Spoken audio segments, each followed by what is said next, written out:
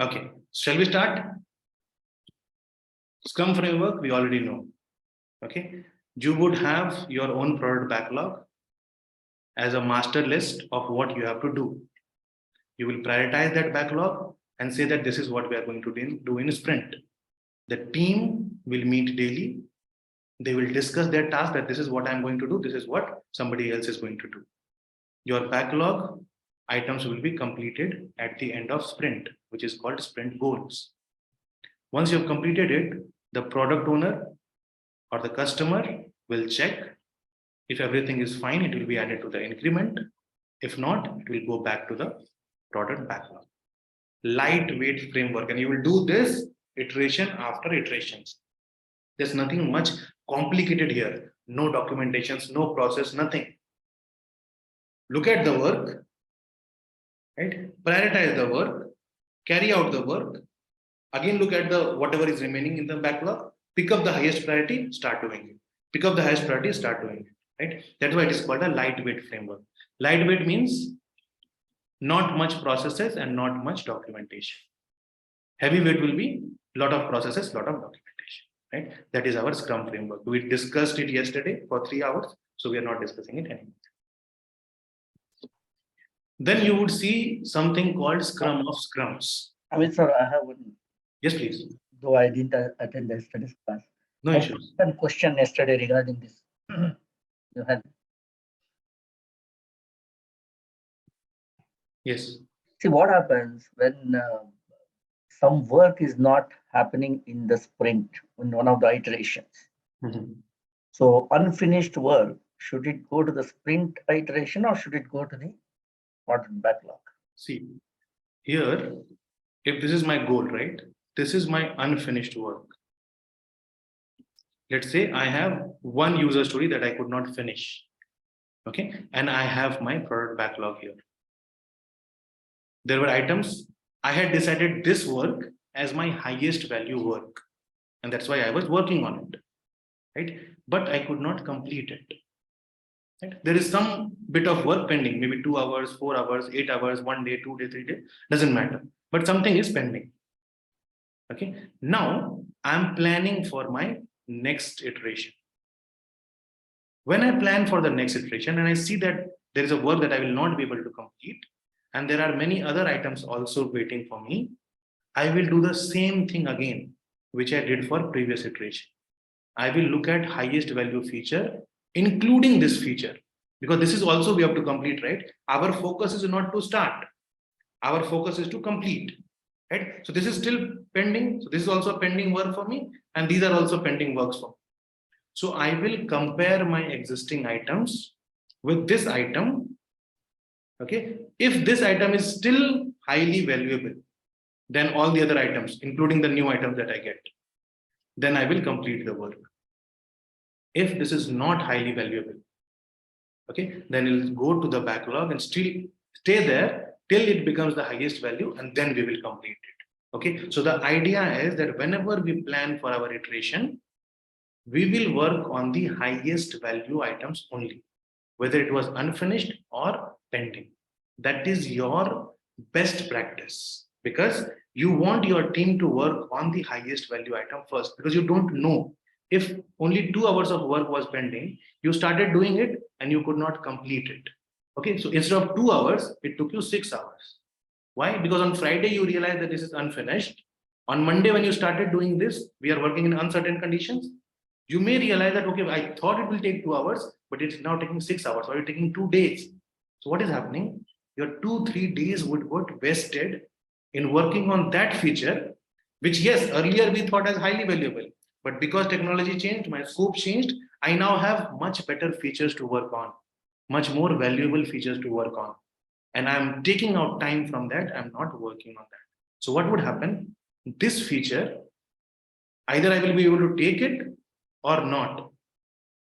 It will get extended to the next iteration also, if I'm not able to complete this. So what I'm doing is I'm pushing my valuable feature towards later, and I will lose a lot on that. That is why it will be compared with all the new features or existing features. If it is still of higher value, it will get to next iteration. If not, then it will go back to the backlog. It will wait there. until unless it becomes the highest value feature. Then we will start completing on whatever is pending. Yeah, this is the explanation I like. But the question what I sent you, and that's what I thought that it should go to the product backlog and then compare. Correct. But answer here is product owner adds an item to the sprint backlog. Product That's owner will do. Sorry, what will they do? Product owner adds an item to the sprint backlog. That is an answer. I If sent it you is- on WhatsApp yesterday. Okay, I'll check that. As I said, I could not see it because I mean, I liked your explanation and I was of at the same time. same opinion. But the answer given there is it will go to the Let's sprint check. backlog. It could be wrong on the answer, but this is logical. This is what we should do. This is the mindset. Okay. So answer could be wrong. Amit, I have one question. Yes, please. Like product backlog refinement. So when does like that ceremony or that happens? Which At the start, like product backlog refinement or Product backlog refinement. You can decide on your own, okay, to set a timeline saying that we will meet, let's say, every Tuesday, every Wednesday, and we will refine the product backlog. Refining of the product backlog is adding more details to it. Okay, so for product backlog, you can do it as whenever you want, as a particular day. Every week we will do it. You can set up a time so that there's a clarity. Everybody knows that okay, it is Wednesday 4 p.m. time for backlog refinement. Okay, so it helps in planning the work, right? So you can decide your own plan of backlog refinement of product backlog. Then you do some refinement on sprint backlog also. This would happen whenever you are working on it. Okay, because these are the items which you will execute in the iteration. These 3 items. So when you picked this up, you started refining, you started adding more details so that you can understand the tasks also better and you can do it. So your ceremony of product backlog refinement will be decided by you, but it should be decided in the beginning itself and you should continue this throughout the project. okay. Similar to retrospectives, right? Retrospectives also you do the same thing. Sometimes you say that, okay, we will do it at the end of iterations. Sometimes you can choose it in between also. And it's entirely up to you. So even if you are choosing in between sometime, it is fine. Okay, but you decide and you then follow it, so that every team member knows that at the end of Friday, even if it is not end of my iteration, I will have a retrospective. So they will plan their work accordingly. So all these ceremonies, if you can decide it in the beginning itself, it is much better. Got it. Thank you. Perfect. Any other question, anyone?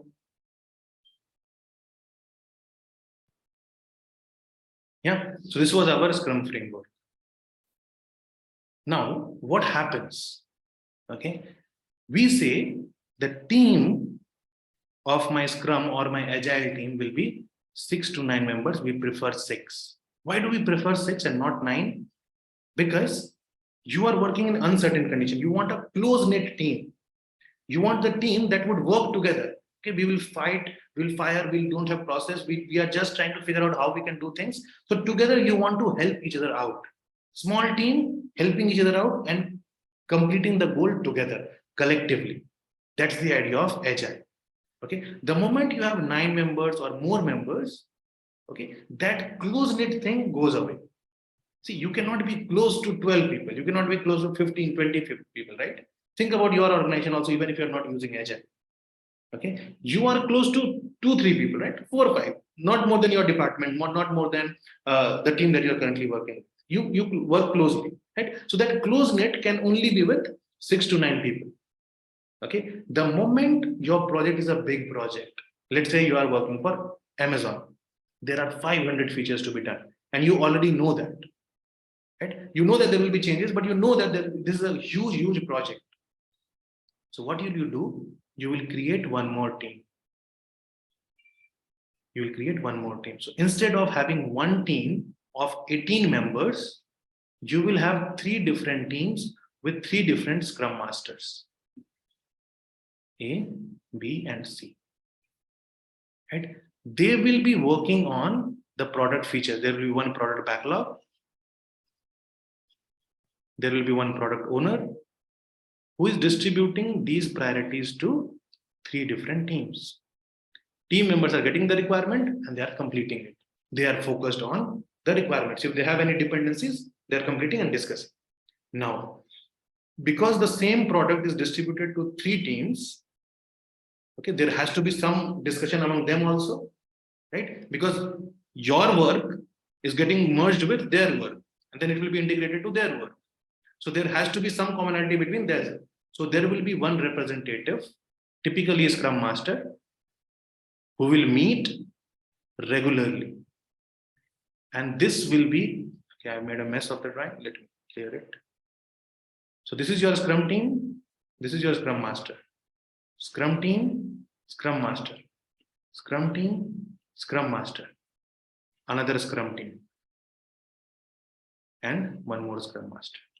So this Scrum Master could be a project manager also, right? Or senior Scrum Master, anything. But you get the idea that there is one person, again, and these are team members who would be representing their team, saying that this is what we are going to do. So there will be a daily stand-up between these team members. After that, there will be a daily stand-up between these team members. Here, this person is not speaking, just noting down the problems and understanding what the team is doing. And then representing them, saying that my team has planned today to do this. This person will say, my team has planned to do this, and these are the problems that I'm facing. Here will be a project manager or a servant leader. So what is happening? This is your first level of Scrum, individual team members. This is your second level of Scrum. You can have a third level, a fourth level also, right? So just to ensure that the coordination happens well, you have your Scrum. What did we see a similar structure in traditional approach? Where we had 2 projects and we combined it and called something. Program. Right? We called it as program. But very, very important, because you might get confused. In program, our focus is shared resources, right? We said, can we use the same resource in two projects? Can we use the same machine for 2 projects? Okay, and we call it as a program. This is not program. Similar, could be confusing, but this is not program. This is separate teams. You are not sharing resources. If you start sharing resources, then this framework will not work. Okay, so no sharing of resources, focused work, focused team. This is one Scrum, and this another team will have Scrum of stuff. Okay, so this is not program management, but similar. Is this clear? Scrum of Scrum? Yeah, Amit, so this team lead is not a project manager for each team. Yeah, these are your servant leaders. They in Scrum they are called Scrum Master. Okay, but the role that they play is of servant leader. That designation could be project manager depending on how big a project you are doing with these 6 members. Okay, if you are doing a project which is huge, let's say $5 billion project, and still you are managing through one team. Okay, it could be a project manager who is leading that. So it could be a project manager, but need not necessarily be. And again, this 3 project manager will report to one more project manager. Another project manager, yeah. So it could be a senior project manager, it could be anything, but they are reporting to someone. In Scrum, these are your Scrum Masters, leader of the team. This is your senior Scrum Master or project manager. Generally, it is project manager. So this is another way of just managing the project, which we don't have to worry because this is separate frameworks altogether. For us, PMP and Agile, this is our focus in terms of Agile. Right? In PMP, Agile part, this is our focus. This team and one leader, that's it. You don't have to worry about what is happening in the organization because you're focused on project. How will you manage your team the best? How will you manage, how will you become a leader of this team? Then would come the part, okay, I'll go to and talk to report another thing, that is a separate part. You don't have to worry about it. There could be a question which would ask about this, but now we have understood what Scrum of Scrum is. okay. Sir, I have one doubt. Is project manager or Scrum Master or Agile coach, these are same? The reason I'm asking this, in some questions, they give some scenario and ask who is the responsible. And if the answer says Agile coach or Agile practitioner, Scrum master, servant leader. Yeah, we should not be selecting that, but we should be selecting other one like product owner or team or something like that. So it is, see, designation could be anything. Okay, you can call someone as assistant project manager, and they might be playing a role of project manager. Does it happen? Definitely it happens. Right? You may call them a senior developer sometimes, because that's how the organization is running the show, but the role that they're playing is of project manager. Okay, so to answer your questions, Agile practitioner, Agile coach, servant leader, Scrum master, project manager, for your exam, they are all same because they are playing the role of servant leader. Right? So in Agile, there are only 3 roles: servant leader, and we saw that, product owner, and development team. In your development team, you can have testers, you can have developers, you can have senior developer, you can have senior developer. Still, they are all the part of development team. Product owner, you can have business analyst, you can have product manager, you can have product owner. The role that they are playing is of product owner. The designation that they have could be anything. So you have to identify the role that they are playing and pick up the correct answer. So Agile coach, Agile practitioner, servant leader, Scrum master, they are all talking about the servant leader role. Business analyst, business side, product owner, product analyst, anything would be there. If they are talking about the business side of it, they are product owner. If they're talking about executing the work and doing the work, it is your development team. Yeah. So out of 4 choices, let us say 3 choices represents only the project servant leader or project manager or Agile coach. The 4th one is, let us say, either team or product owner. So depending upon the scenario, we should select the last one if it is pertaining to the. Yeah, it will all depend on scenario. See, if the scenario is talking about a servant leader, then they will not give you 3 options because they are essentially the same. Right. The 4th one only is different. So either they are talking about servant, either they are talking about a product owner, or they are not talking about it. If they are talking about servant leader, they will not give you 3 options because you cannot choose between those 3. Because those 3 are essentially the same. Yeah. Sometimes elimination techniques helps. Yeah. I mean, see, if and a trick, if there are 3 options, you don't even need to read the question because 3 answers cannot be correct, right?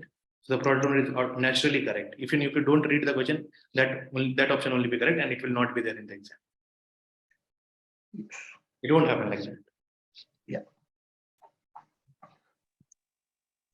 Coming to extreme programming. Okay, as you can see, we have taken the programming to extreme. Okay, that's the idea of extreme programming. So your conditions are extreme. You are doing highly innovative work of product development. Okay, very highly innovative. This is the first time you are doing it or launching something, maybe metaverse, maybe driverless car, maybe hyperloop. It could be anything, right? You're doing something of that sort. When you do that, you take things to extreme. Okay, and then you build it. The idea still remains same, that you will plan, you will then design, try to understand, okay, why you're adding design part to it, so that you can just check your solutions. You will have to build your prototypes. Why? Because it is your extremely innovative product that you are building. Okay, so you will have to build some prototypes, build some solutions to just check that you are moving in the right direction. Then you will start doing the coding. What happens in coding is, if this is your system on which somebody is working, these are 2 members who are working on the system. System means the laptop, one desktop. 2 members are working on the same thing. One person is writing the code, other person is checking. Then this person will write the code, this person will check. You have taken programming to a whole new extreme. What happens? How does it help? As soon as you write the code, this person will check, and if you make a mistake, they will check it immediately. Within seconds, you will get a feedback. So this had taken early feedback also to an extreme. Right? Within seconds, you are getting feedback. Now think about it. Think about your work that you do. Imagine you are sitting on the laptop and somebody is sitting next to you, continuously telling, no, do this, do that. Oh, this is the wrong font. This is not a good color. What are you doing? This is not a mail. How irritating could that be? right? Think about it. It would be very irritating, right? I am doing my work and somebody sitting on my head and telling me what is to be done. Why would it be irritating? Because I know my work, right? So when I know my work and then somebody tells me to do it, it is very irritating. But when I don't know that, the same feedback sounds like a golden word. Thank you that you're sitting next to me because I didn't know what is to do next. I didn't know what kind of mistake I was making. So if you are working in innovative work, very, very uncertain work, the same help feels like good help. Another example, all of us who know how to drive the car, when you know the route and then somebody tries to tell you that take right, take left, it is very, very irritating. Why? Because I know the route. Why are you telling me to do things? But when you don't know, the same person looks like sent by the God, right? Because I don't know whether to take right or left. I'm driving in traffic and this person is helping with the shortcuts, right? The same person, same feedback, conditions are different. Okay, so because the conditions are different, you can put a pair programming here. Other person is helping you because you are working in unknown condition. You use the same thing in known conditions, they will fight with each other. They'll say, I know better. Why are you telling me this? Right? When you are driving, if somebody tells you this is what irritates, right? So the people call them backseat driver. Okay, look, there's a car. Look, there's a truck. Okay, take a right, take a left, and it becomes very irritating. Okay, I can see the truck. Why are you shouting? Right? But when I don't know, when the vision is not clear, when I don't know which route to take, and then suddenly this person is telling me, this becomes very, very helpful. We start using Google Map. What does Google Map do? Google Map gives us feedback, whether we are going in the right direction or not. Every turn that we take, Google Map tells us it is right. So when you don't know the route, you use the feedback from Google Map. But when you know it, you shut down the Google Map because it can be irritating. Right? That's the idea. All right. So because you are working in highly innovative zone, you use pair programming to build the code so that you can test very early. See, if you write the whole code and then you realize that, okay, something has gone wrong, your effort was wasted. But while you are working and somebody is giving you a feedback, it is much helpful. Similar to what we discussed when we said, should we meet customer daily or should we meet weekly? If we are doing uncertain things, we are meeting daily, it is fine. If you are doing known things and then we are meeting, it is a hindrance to my work. Okay, so that is your pair programming.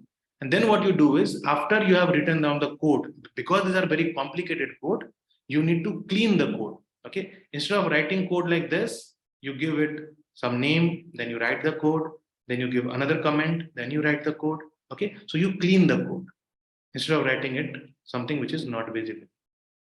Okay, so you keep cleaning the code so that when somebody faces a problem, innovative work, you will definitely face problem. There will be bugs, there will be issues.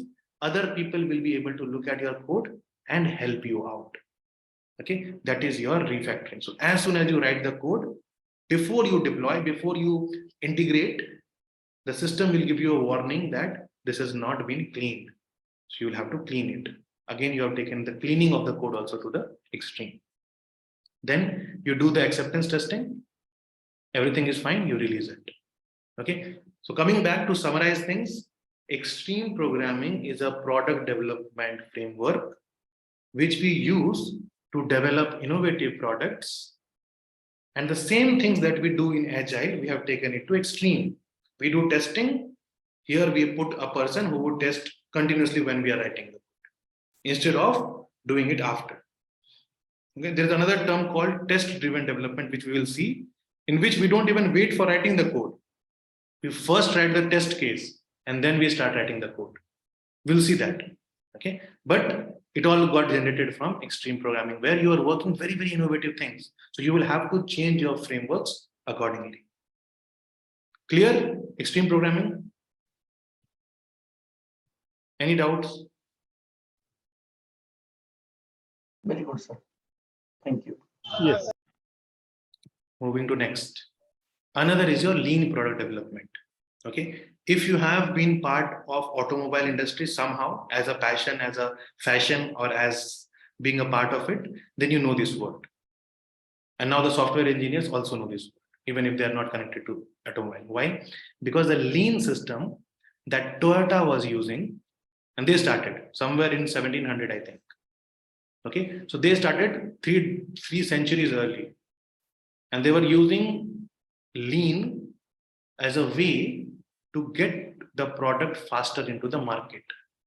And they said all those extra processes, extra fats, so you remove the fat and you become lean. So all those extra processes, extra wait time, extra things that is not helping us, let us try to remove that. When you want to remove that, what will you have to do? First, you will have to understand what is your existing flow of work, right? So you will say, okay, I'll start here, then I'll go do this, then I will do this, then I will do this. Something will happen. Okay, this is how a production unit is, right? You enter from this route and you exit with the finished product. Raw material will go in, some operation will happen. Let's say, for example, car, and I'm giving you a very rough example. Okay, you will start with, let's say, for example, tires. Then you build the floor of the car. You put engine into it, right? Then you put the body. You put all the other accessories. You paint the car. You polish it. Finally, you just check it and you take the car out. And this is the cycle that they use. Once you know this cycle, and there are many other things, right? It is not this simple, but I'm just explaining this. Once you know this cycle, you will know that this was final painting. No, this was polishing and this was testing. Why do we have to have two activities? Can we combine polishing and testing together? Can we remove this one activity? What would happen? Your car will be delivered faster. Right? So that was their idea. We will map our system continuously every time, and we'll always try to figure out which are those activities not adding value to my work. Okay, checking why will you wait and send it to some person and then this person will test? Why can't the same person who is polishing this can also test? Okay, just giving an example. So you have removed one activity. So instead of 1, 2, 3, 4 and 8 activities, now you will do only 7 activities. Your car will be delivered faster. Customer will purchase it faster. You will get the money faster. Lean is helping you. Looking at this, okay, Agile also came into picture. Okay, the whole idea of Agile got developed from Lean itself, right? But that is a different part. Let's not worry about it. The Lean product development is the same thing. Okay, first you specify what is valuable to the customer. Speed, flexibility, accessibility, privacy, security. What is it that the customer value? Okay, and then you figure out your value streams. You build this chart. Okay, that first this will happen, then this will happen, then I'll write the code, then I'll test it, then I'll wait for some information, then I will do this, then I'll take an approval, and finally we will do a testing and we will release it to the market. Then once you have mapped it, which is called value stream mapping. Right? So this is your value stream mapping. How is your value flowing from one position to other position? Right? Once you have mapped that, then you will figure out what is to be removed and your flow will be faster. You will quickly deliver into the market. So this product development technique is used when you want to very quickly get into the market or you want to improve the way you are doing. So can you incorporate this in Scrum? Yes. Can you incorporate this in XP? Yes. Can you incorporate this in any other things? Yes. Because what is this? This is nothing but capturing your flow of the work, identifying what is wasting your time, okay, and then removing it. So the idea can be incorporated anywhere. If you want to develop a product like this, by all means do it. Right? So ultimately what would happen? You will be able to deliver to the customer. And the word pull means you will complete work one by one. Once this work is completed, then you will pull the other work. Okay, so within the Lean system is also a system called Kanban. Within Lean itself, which talks about this pull system. Let us see this, what pull system means, right? So this is another framework called Kanban. Sometimes it is a part of Lean. You can use it in Scrum. You can use it anywhere because this is your workflow management. Workflow will happen anywhere. In operations, it happens. In projects, it will happen. In sales, it will happen. Everywhere you will be having workflows, right? So how do you manage the workflow? is through Kanban board. You can apply this anywhere. The whole idea here is, what have you selected, what is under development, and what is under acceptance stage, and then finally what is deployed, what was in the backlog. This is star marked because you don't need this. If it is there, then it is more clear, but you definitely need these three things, which are nothing but to do, doing, and done. Right? If you look at this board, you will be able to come to know just by looking at this board. This board is again back to your wall. Right? Wall is very, very important area in Agile. Wherever the team is working, the wall is completely utilized. It is not decorated with paintings and other things. Okay, an Agile team's wall will have charts, will have sticky notes, will have all the information. So this is this yellow thing that you see. These are your sticky notes, and this is your wall. Okay, on your wall you have put 3 columns: to do, doing, and done. The moment anybody looks at this, they would know that yes, the team is working on 3 items. They have 4 items ready to work upon. The 2 items is in acceptance stage, which will be accepted by the customer, which means the customer is checking it. Right? Now, what is pull system? Okay, pull means once this acceptance stage, the customer accepts it, you will pick up this sticky note, move to this column. This sticky note, this position is vacant. Okay, then you will say, okay, from this doing stage, I'll move one to done stage because this is vacant. Unless until this is vacant, you cannot push. You will have to pull. I completed this and I'm pulling it in. So from right to left, sorry, what is this? From right side, I'm pulling. Okay, so I am pulling the system once the position becomes vacant. Now, what would happen if I pull the sticky note here?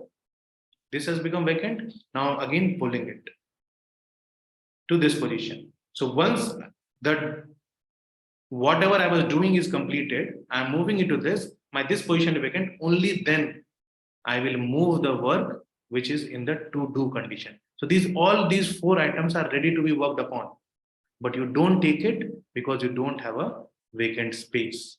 Now the question is, how do you create this vacant space? Okay, these are just the column, these are sticky note. Pick it up and push it here. Right? How would you know that there is a vacant space on the wall? Right? You are not creating any column or a box where you are sticking it, right? Sticky note can be stuck anywhere. So how would you know that there is a vacancy to move it? How will you stop the team from moving and just clustering a lot of work items? By putting this number. Okay, this is your work in progress limit, which says that at a given point of time, you can only have 2 sticky notes in this column.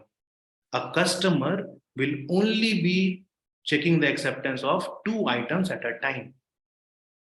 This automatically prevents your team members to move the item here. Because the moment somebody sees 3 sticky notes in this, they will ask a question, why did you do that? Wrong practice. You can only take 2. Now, whether it is 2, 3, 4 is your team's decision. Right? Is your team's strength, they will discuss and they will say, okay, you can put 3 or 4. But whatever number that you have put, that will ensure that nobody is unnecessarily pushing the sticky note here. Only when you move this sticky note out, you will know that, okay, my limit is 2 and I see only 1 sticky note. Let us move this one here. Now you will see 2 sticky notes. Here you see only 2. You see the number 3. Yes, now I can start working on this. What would this do? This would ensure that your product is getting completed. If you don't put this number, people will just keep on pushing sticky notes. And you will see that a column has a lot of sticky notes. And what would happen with that? Whatever is easy work, the team will keep on moving and completing it. Whatever is difficult will always remain this column itself. Why? Because at the end, what are you measuring? Number of items completed.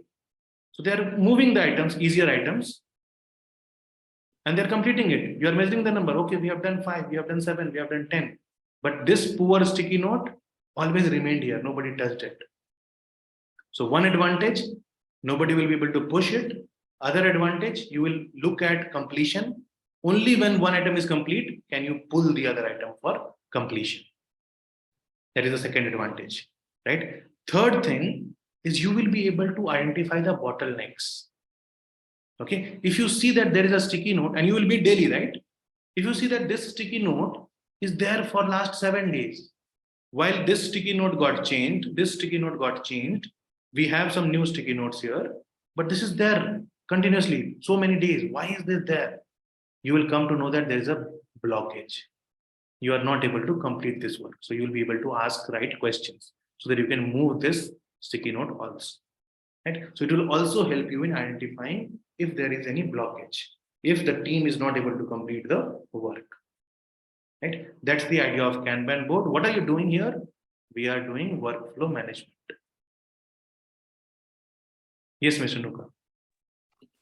So in case when we selected, taking the same scenario of 2 per resource or per status, if it goes from selection to do, and let's say the third step could be a review, and it came back with a feedback. So what is expected?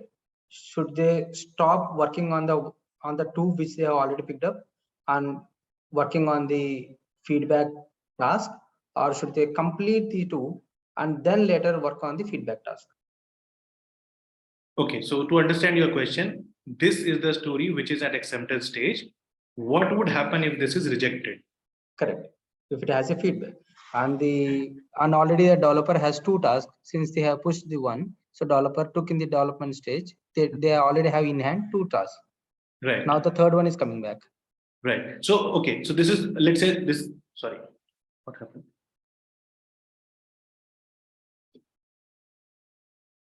Okay, so we have 3 here. Let's say we have 3 here.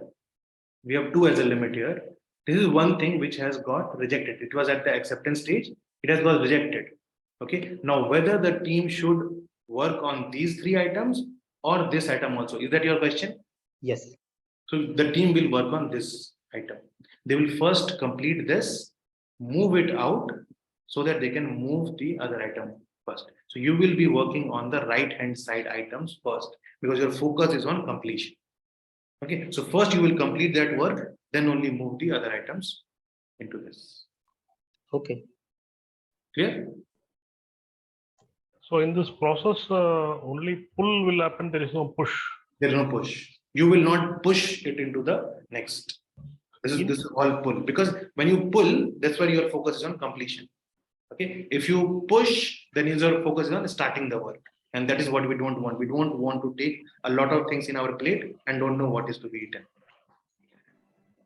And once one is rejected, if we push it to deployed, then it goes back to the backlog. Goes back to backlog. This is then completed. Okay, there's something wrong with that. No, it's not accepted, right? So it is rejected by the customer. So it will remain in this column. You will make the changes and you will move it to deployment. Okay. Get the point, right? So once you have moved the column, there's no right to left. You will not put this back to the doing stage and saying that, okay, I'm again doing it. Okay, you will know that it is still in acceptance stage. The team will be working on it. Okay, but you know that this was in acceptance stage, there was some issue, and now that issue is being resolved. Okay, and then you will notice that, okay, this item moved, but this item is still somebody is working on, so they are not able to solve the problem. 1 day, 2 days, 3 days, then you will intervene, come together, resolve it, and then you'll move ahead. Amit, one question. So does this feature or this activity has a time box? I don't think the Kanban board. No, it doesn't have time box. Nowhere did we talk about time box here. Okay, so there's no time box here. We can use the Kanban board in the Scrum framework as well. Yes, we can do that. Within an iteration, you will come to know what has been selected, what are you doing, and what has been completed. So you can add the time box when you are using the Scrum framework, but not for purely Kanban. There's no time box in it because you are doing feature by feature, like just like we discussed about feature driven development, and we are going to discuss that. So you're looking at the work, you're moving it. Whenever you are ready, you will move another. How will you ensure that you are working on the condition and it is not having? By putting the work in progress limit. Okay, so this is the limit that you put. See, in every agile mindset, we said that we are doing a lot of uncertain things. So we have to put one limit, something should be strict, right? That we will not deter that. What was strict in overall agile? The iteration duration, and we will not add anything to the iteration, the time box. Right? In Kanban, your work in progress limit is that limit. That is one strict thing that will ensure that you follow what is meant to follow. So no changes to work in progress limit, no changes to time box. I mean, there's no time box. The time box is not there. It's Kanban.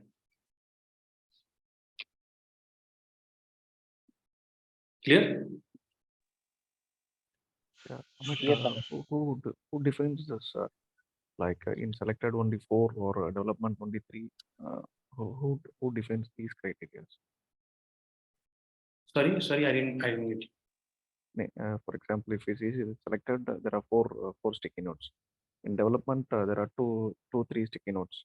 In acceptance, 2 sticky notes. So who defines this criteria? Team. Okay.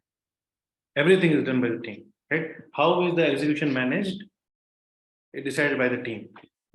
Okay, so they will look at the capacity, they will look at the work, and they'll say, at a given time, we can do only these many numbers.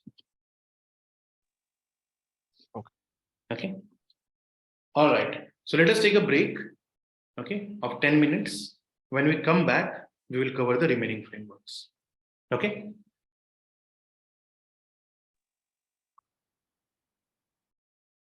All right. So the timer will run on your screen. Just let me know when you're back.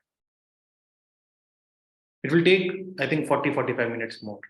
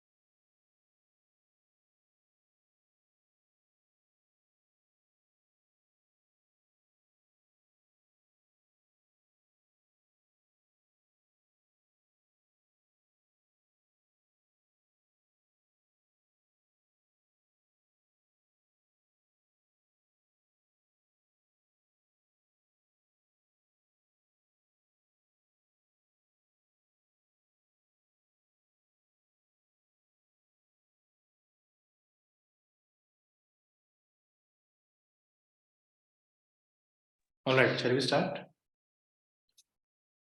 Yes. Next is your feature-driven development.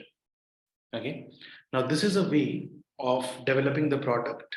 Okay, through feature. Okay, because we're talking about feature-driven development, so we are focused on one feature at a time. So what happens? You first build an overall model to understand what the product could be. Right. So this is your kind of backlog, product backlog, right? You build an overall model that this is what we are going to build. Then from that model, you are creating a list of features that you have to build. Right? You will have all the features list. You will keep on getting added. That is a different part, but you will have the list that you know. You will pick up the feature that is most valuable and will start planning. Right? Then you design by the feature, build by the feature, continuously keep on doing it. Right? That's the idea of feature-driven development. Instead of looking at an iteration and saying that within this iteration, we will do these highest value features. So instead of having a time box of 2 weeks or 3 weeks or 4 weeks, you are saying we will work on one feature, whether it takes 3 days, 5 days, 7 days, doesn't matter. I will look at the highest value feature. I'll start working on that. Once I complete it, I'll do some other feature. Okay, everything else remains same. Focus on customer, focus on value, focused on team, focused on product. Right? Only thing that changes is instead of iteration, you decide feature.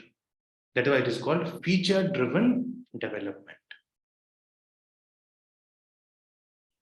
Next is test-driven development. So if a feature-driven development is driven by features, right? We decide by feature, design by feature, plan by feature, develop by feature. So a test-driven development will be driven by test. So what happens here is you first write a test. Okay, you first write the test. Think of those who have not worked in software, think of it as an environment where you want to test for your metal, whether it is corrosive or not, or whether it will become corrosive or not. So what do? You create that environment itself. You create a room which is highly corrosive, and then you start doing your work on the metal in that particular room. The moment you put your first knife to it, cut to it, little bit here, if it starts corroding, then you know that this material is not suitable for that environment. If it doesn't, then it is suitable for the environment. So what did you do? You wrote the test first, which means you created the test environment first, and then you started developing. Similarly with here in software, right? You first write the test code, you create the test environment. So whatever code you write, it should pass. If it doesn't pass, till then you keep on revising and make it pass. So when you just write the test, which is also nothing but a code, then it will fail. You keep on changing it, you keep on making changes to the program till the time it passes. Once it passes it, then you know that yes, your code is ready. Okay, so you're not wasting your time completing the work and then writing the test, then figuring out what should be the test, right? You have first written the test, your test is automatically failing. In the same environment, you are writing the code, it is passing, you know that it is correct. You don't have to test again. So test-driven development. After you have written the code, what you do is you make it a workable. How to improve? You just clean the code, you improve the code, you put it in the best way possible. Here, you are just writing the code here and there to make it work. Once it has worked, now you will put it to the standard. One after the other, put comments and everything. You make it work workable. This should look like a good code, and you are done. Right? So red is where your code failed. Green is where your code passed. Refactor means cleaning the code. So red, green, refactor. Whenever you see this term, this is for test-driven development. Your first, only the test was there, so naturally it will fail. Then you started writing the code till the time you made it pass, so it turned into green, and then you had cleaned the code, right? So while you were just writing the code to make the test pass, you are not focused on standardization, you are not focused on writing a clean code, you're just trying to see which code will work. Then you realize, yes, this code is work. Now let us clean it, let us keep it for a reference. Okay, that's the idea of test-driven development. Clear? Amit, one term like technical debt, I heard somewhere. Yeah. So it's same as a refactor or it's a different? Refactor is a solution for technical debt. Okay. If you don't clean a code, what would happen is you will have amount of work kept on piling up. Right. So you have to clean these many codes. Let's say for first 7 days, you didn't clean the code. So you had two things, 2 line of code, 2 unit of codes to clean. Then, just a second.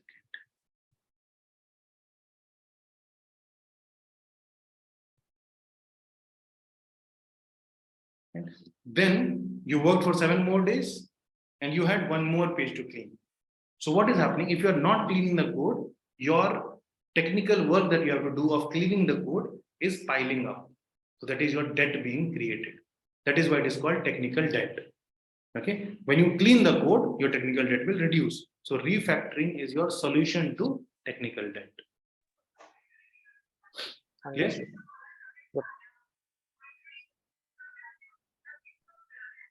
Then crystal methodologies. As you can see, we are not saying crystal framework or methodology. We are saying methodologies, right? Lot of different methodologies. So crystal is a group of methodologies which is used for different projects depending on the complexity, depending on the criticality, and depending on the size of the project. Okay, and you divide it into number of different color. Crystal clear is something that is absolutely clear. Short-term project, one single workspace, 1 to 6 members doing the work. Very simple kind of work. Okay, so there will be a framework called crystal clear, which we don't have to go into. Just know that what it means. Okay. Then, as the complexity increases, as the criticality increases, the number of team members required would also be more. Okay, so 7 to 20 members, we call it crystal yellow. Here we work on automated testing, reduced document. So documentations are less. Okay, and there are some automated testing also happens. These are just the terms that you should know. What you need to know is the color keeps on getting darker as the criticality increases. Okay, it was first clear, then it became yellow, then it became orange. More complex, more number of people, darker the color. Then magenta and maroon, 81 to 200 team members. Right? Don't worry about all these things. Okay, this is fine. What you need to know is that there are 5 different methodologies in crystal, depending on the criticality, depending on the complexity of the project. Okay, your number of team members required will also be more. And as the number of team members increases, your framework will also change. So if you have 21 to 40 members, you will have to split the team according to skills, like department-wise, development, testing, integration, something like that sort. Okay, typically it takes 2 years to do the project. Then more team members, you may divide them as requirements, saying that one team, one set of requirements, another team, another set of requirements, similar to Scrum of Scrum. Okay, then you may have 81 to 200 members, it almost becomes a traditional project, right? Because you have so many team members in that. Okay, so this is how your framework changes according to your complexity. The color will keep on getting darker as the complexity increases. Sometimes in practice, you might see a question where they will ask you, how many people are there in the crystal red? Okay, such questions don't come in the exam, but the reason it is there in the practice so that you come back to crystal and just have a review of this. Okay, so that you get an idea that crystal methodology works on complexity, criticality, and team size to decide a particular framework to do a particular work. Clear? Next one, DSDM. Okay, now DSDM is a framework where you take pre-project work, sales work, right? All those understanding the strategy and other pre-project work, and post-project work also into consideration, the operations work. Once the product is developed, what would happen during the operation? That also into consideration. Your whole product life cycle is taken into consideration, and that's why it is not required in your project management. Okay, but just understand what happens. You will work on pre-project, you will understand the feasibility and the business side of it. Then you will build a functional model. Okay, that this should how we should work. Okay, that is your product. Based on that functional model, if it is approved, you will start and design and build the iteration. Component by component, you will start building, you will implement, and you will start working in post-project. Okay, so nothing exceptionally changes, and there are many other things also which are unique with respect to DSDM, but don't worry about it. Just know that DSDM takes care of the entire product life cycle. Other values and mindset still remain same. The focus is still the customer, focus is still the highest value delivery. Okay, just that it takes care of pre-project and post-project work also. Then we have large scale Scrum. This is almost similar to Scrum of Scrum. Okay, that we have the whole product backlog, we have one product owner, and we have multiple Scrum team. For every Scrum teams, we have Scrum masters who will meet again and carry on their own work. Okay, very similar to Scrum of Scrum, because your Scrum of Scrum is also nothing but a large scale Scrum, right? So very similar. There's nothing. I mean, it could be because two different bodies decided these frameworks. That's why there are two different names. Otherwise, there's nothing different as such. Okay, similar idea.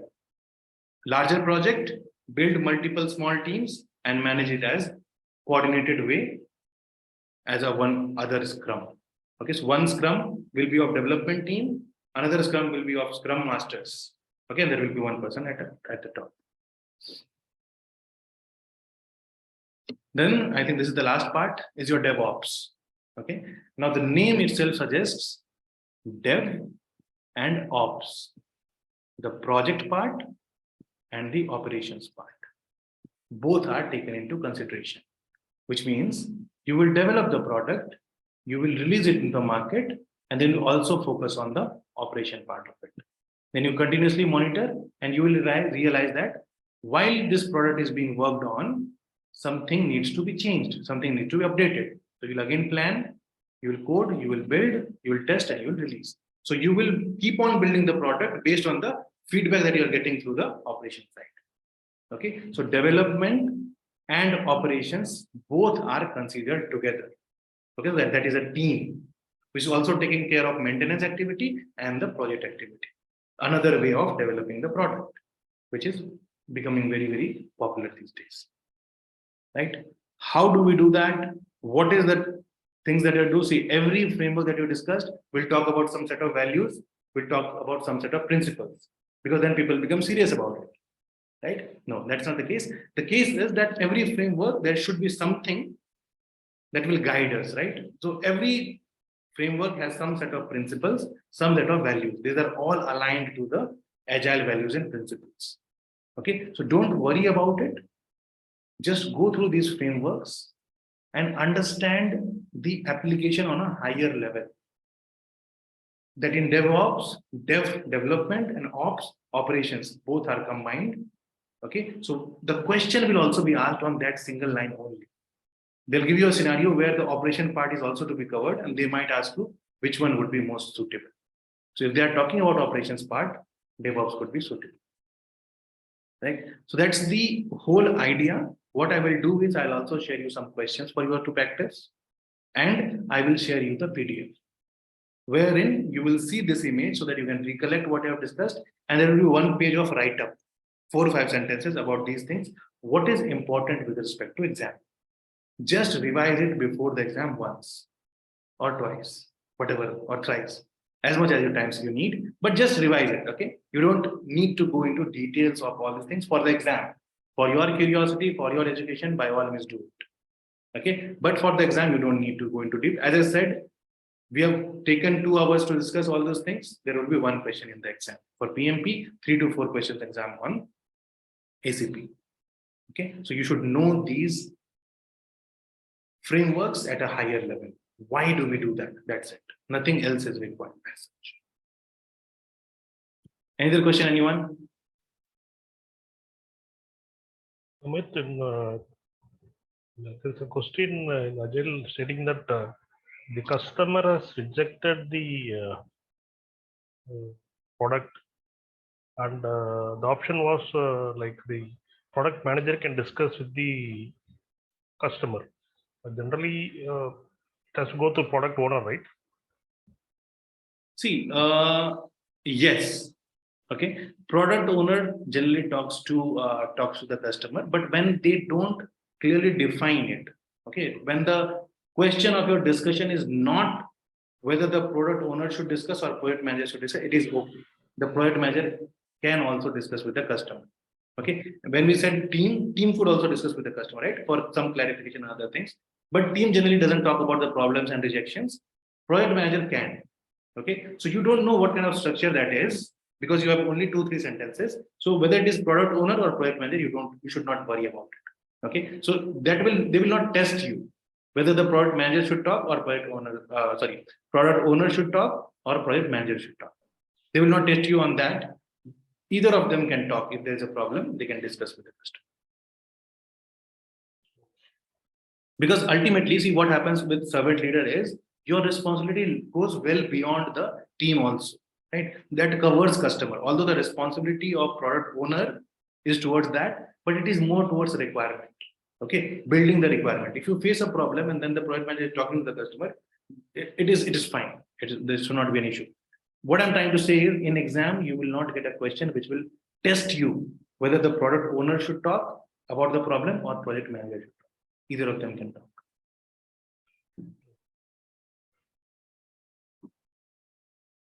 Clear? Yeah. Any other question? Anyone? Srikanth here. Yes, sir. Sure. Sorry to ask this question. With your experience, which section is more important for us to get to the exam? Which? Sorry? Out of 7 domains, of course, we have the weightages there, but it will help you to get more. You are talking about most valuable framework. Yeah. How do you prioritize studying? Yeah. This is how you should prioritize, and everything else. Okay, I'm not just the methodologies, but entire ACP. Which one you should concentrate on?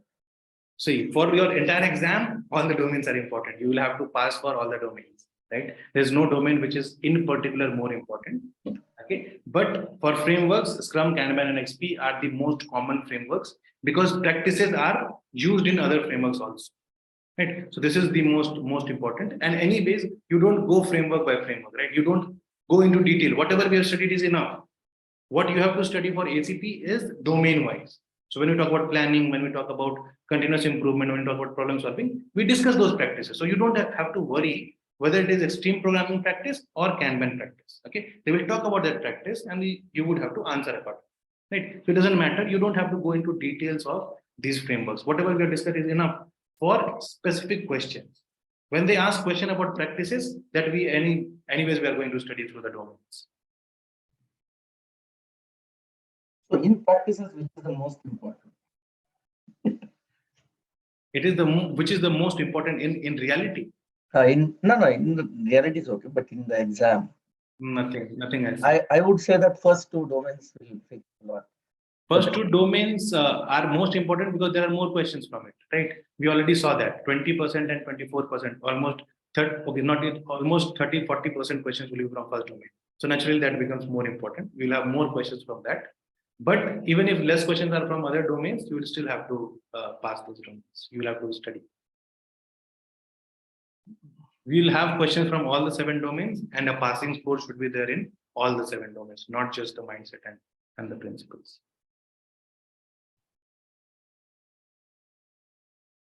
Okay, thank you. Okay. All right, everyone. Thanks a lot for your time. Okay. Now we will not be meeting live for revision sessions. September batch will for PMP we'll meet on Monday, Tuesday, and Wednesday to complete whatever is pending. But we'll not be meeting for revision now in December. Okay. But I'm available for one-to-one discussions. Okay. We have lot of videos, lot of content, lot of study materials. Don't get, I would say, bogged down by this. Okay, don't let that overpower you, that there's so much to study. You don't have to. These are only things which are available. Similar to 10 books also available, 20 books are also available in the market. right? Many things are available, but do you go through everything? No. Should you go through that? It will help. Yes. Same thing here also. We have revision videos. We have our own training videos. We have some study materials. We have some question banks. You don't have to go through all of those. Take a mock exam if you have not taken it yet. Okay. Review your questions, see your gaps, and keep bridging your gaps. Okay. That is the most effective way of ensuring that you are covering your studies. If you now start to go from book to book, like page to page, cover to cover, it will take a lot of time. A book is somewhere around 700 pages. If you study 20 pages also daily, it will take 35 days. Okay. And being this consistent is also difficult. Then after 35 days, you will realize that, okay, I have to read the book again. Okay, so you will have to read again for late 35 days. Okay, so it will become a 2 months program. It doesn't have to be. You have the experience, you have the training, you have the revision programs, you have taken some questions also. So you know that you are scoring somewhere around 50-60%. It is a matter of only 10% more, or let's say 20% more if you want to be in the 80% bracket. Okay, so 10 to 20% more. For achieving those 10 to 20%, why would you study all those 100%? Figure out which is that thing that is stopping me from getting that remaining 10-20% and bridge that. Just like you asked the questions, right? Tacit communication, gulf of evaluation. These are the things probably you made a mistake. Okay, so now you are clear on that. Maybe you need to go through the video once, or maybe you want to discuss once. Out of these 6 things that you discussed, 5 things will be correct, maybe 1 thing would be wrong. But the moment you see it, you will be able to Google it or ask me, and you will come bridge that gap also, right? So that is the better approach of appearing, because I am looking at it as 2 weeks or 3 weeks, and you will be taking the exams. Okay, so don't bother going from video 1 to video 10. Don't bother going from page 1 to last page of the book. Just take the mock exam. Take that leap of faith, become agile. Don't put a lot of planning into place. Take the exam. Okay, learn from this. That will decide your velocity. Take that velocity for the next. This is what we do, right? Execution driven decision of velocity. Take the exam, decide your number. Let's say you got 60%. Plan your target that, okay, next time I'll get 65. Get 65, plan for the next, okay, I'll get 70. Get 70 2 times, 3 times, take the exam. Clear? Are you ready to practice agile? Week by week? Yes. You told 72 times 3 times is a different mock test or the same mock test? Different mock tests. Yeah. Definitely. More increment, right? You will add to the increment, not the same thing. But you will not be required to do more if you review it well. See, if you don't review the exam, you would need more mock exams. But if you review it, it is much better. Try doing the same mock 1 more time. What you're saying is also correct, but take 1 more